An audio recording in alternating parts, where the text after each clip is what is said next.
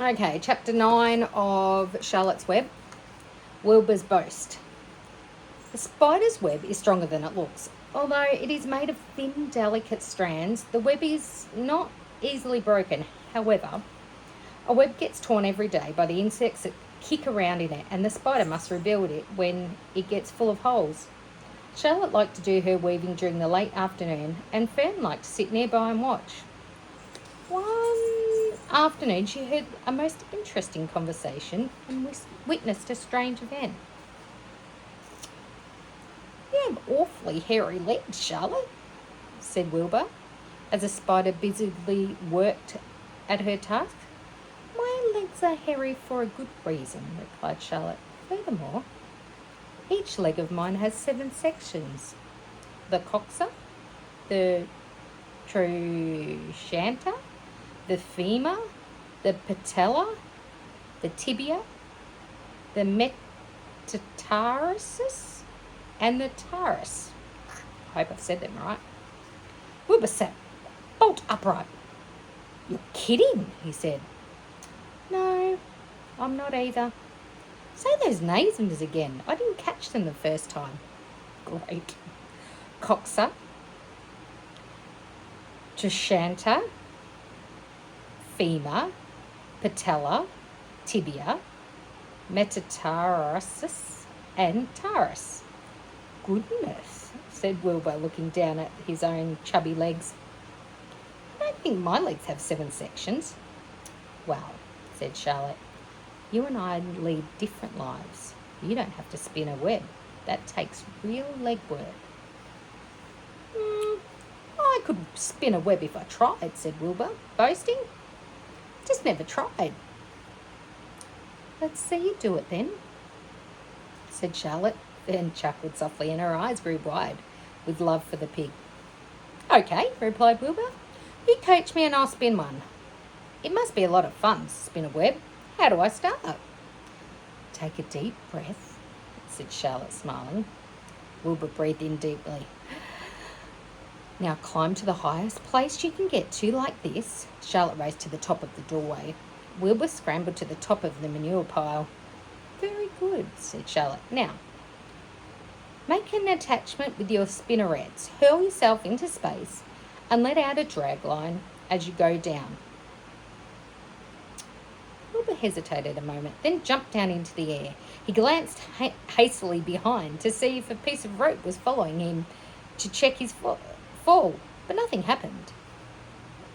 It seemed to be happening to his rear, and the next thing he knew, he landed with a thump. "Oh!" he grunted. Charlotte laughed so hard that her web began to sway. "What did I do wrong?" asked the pig when he recovered from his bump. "Nothing," said Charlotte. "It was a nice try. I believe what I need is a little piece of string to hold me." The pig walked out. Whoops, I've lost my place. The pig walked out to his yard. "You there, Templeton," he called. The rat poked his head out from underneath the trough. "Got a little piece of string I can borrow?" asked Wilbur. "I need to spin a web." "Yes, indeed," Templeton replied. "You save string?" "No trouble at all. Anything to oblige." He crept down to his hole, pushed the goose egg out of the way, and returned with an old piece of dirty white string. Wilbur examined it. "That's just the thing," he said. "Tie one end to my tail, will you, Templeton?" Wilbur crouched low, with his thin curly tail towards the rat. Templeton seized the string, passed it around the end of the pig's tail, and tied 2 half hitches. Charlotte watched in delight. Like Fern, she was truly fond of Wilbur.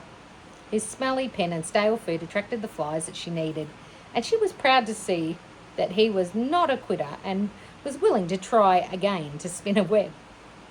While the rat and the spider and the little girl watched, Wilbur climbed again to the top of the manure pile, full of energy and hope.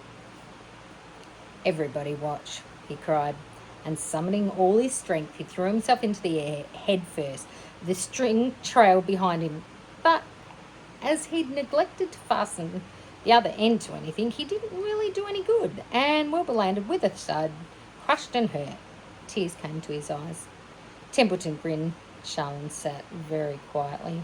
After a bit, she spoke. You can't spin a web, Wilbur, and I advise you to put the idea out of your mind. You lack two things needed for spinning a web. What are they? Asked Wilbur sadly. You lack a set of spinners, spinnerettes, and you lack know-how. But cheer up, you don't need a web. Zuckerman supplies you with 3 big meals a day. Why should you worry about trapping food? Wilbur sighed. You're ever so much cleverer and brighter than I am, Charlotte. I guess I was just trying to show off. Serves me right. Templeton untied the string and took it back to his home. Charlotte returned to her weaving. You needn't feel too badly, Wilbur, she said. Not many creatures can spin webs. Even men aren't as good as spiders, as at it as spiders. Although they think they are pretty good and they'll try anything. Did you ever hear of the Queensborough Bridge? Wilbur shook his head. Is it a web? Sort of, replied Charlotte. But do you know how long it took men to build it? 8 whole years. My goodness, I would have starved to death waiting that long. I can make a web in a single evening. What do people catch on the Queensborough Bridge? Bugs? Asked Wilbur. No, said Charlotte. They don't catch anything. They just keep trotting back and forth across the bridge, thinking there is something better on the other side. If they'd hang head down at the top of the thing and wait quietly, maybe something good would come along. But no, with men it's rush, rush, rush every minute. I'm glad I'm a century spider. What does sedentary mean? Asked Wilbur. Means I sit still a good part of the time and don't go wandering all over creation. I know a good thing when I see it, and my web is a good thing. I stay put and wait for what comes. It gives me a chance to think. Well, I'm sort of sedentary myself, I guess, said the pig. I have to hang around here whether I want to or not. You know where I'd really like to be this evening? Where? In a forest looking for beech nuts and truffles and delectable roots, pushing leaves aside, with my wonderfully strong nose searching and sniffing along the ground, smelling. You smell just the way you are, remarked a lamb who had just walked in. I can smell you from here. You're the smelliest creature in the place. Wilbur hung his head. His eyes grew wet with tears. Charlotte noticed his embarrassment, and she spoke sharply at the lamb. Let Wilbur alone, she said. He has a perfect right to smell, considering his surroundings. You're no bundle of sweet peas yourself. Furthermore, you are interrupting a very pleasant conversation. What were we talking about, Wilbur, when we were so rudely interrupted? Oh, I don't remember, said Wilbur. Doesn't make any difference. Let's not talk any more for a while, Charlotte. I'm getting sleepy. You go ahead and finish fixing your web, and I'll just lie here and watch you. It's a lovely evening. Wilbur stretched out on his side and sighed a long sigh. Twilight settled over Zuckerman's barn, and a feeling of peace. Fern knew it was almost supper time, but she couldn't bear to leave. Swallows passed on silent wings in and out of the doorways, bringing food to their young ones. From across the road, a bird sang, "Whip-poor-will, whip-poor-will." Levy sat down under an apple tree and lit his pipe. The animals sniffed the familiar smell of strong tobacco. Wilbur heard the trill of the tree toad and the occasional slamming of the kitchen door. All these sounds made him feel comfortable and happy, for he loved life and he loved to be part of the world on a summer evening. But as he lay there, he remembered what the old sheep had told him. The thought of death came to him, and he began to tremble with fear. Charlotte, he asked softly. Yes, Wilbur? I don't want to die. Of course you don't, said Charlotte in a comforting voice. I just love it here in the barn, said Wilbur. I love everything about this place. Of course you do, said Charlotte. We all do.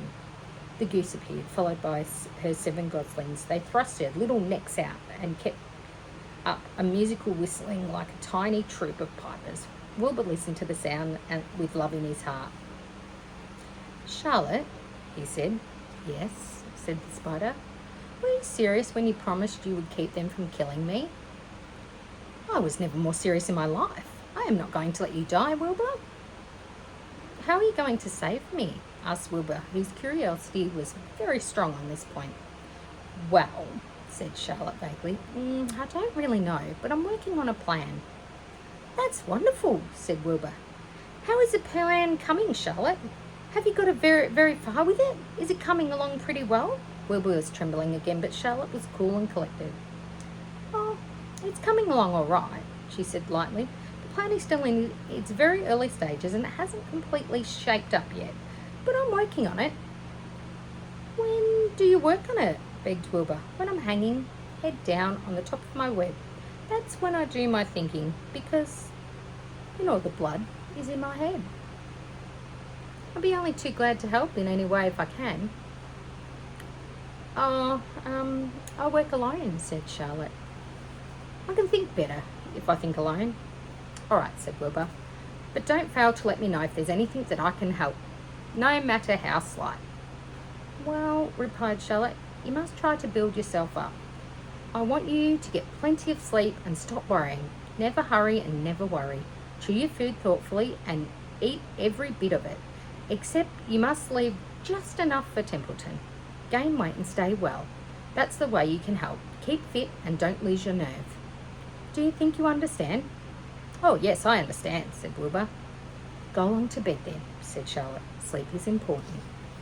Wilbur trotted over to the darkest corner of his pen and threw himself down. He closed his eyes. In another minute, he spoke. Charlotte, he said. Yes, Wilbur. May I go to my trough and see if I left any of my supper? I think I left a tiny bit of mashed potato. Very well, said Charlotte, but I want you in bed again without delay. Wilbur started to race out to his yard. Slowly, slowly, said Charlotte.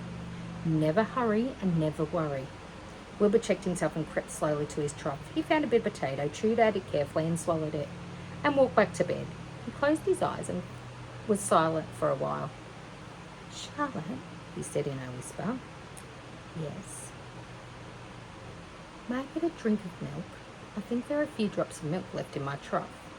No, the trough is dry and I want you to go to sleep. No more talking. Close your eyes and try to sleep. Wilbur shut his eyes. Fern got up from her stool and started to go home, her mind full of everything she had seen and heard. Good night, Charlotte, said Wilbur. Good night, Wilbur. There was a pause. Good night, Charlotte. Good night, Wilbur. Good night. Good night. End of chapter 9. That was a long chapter.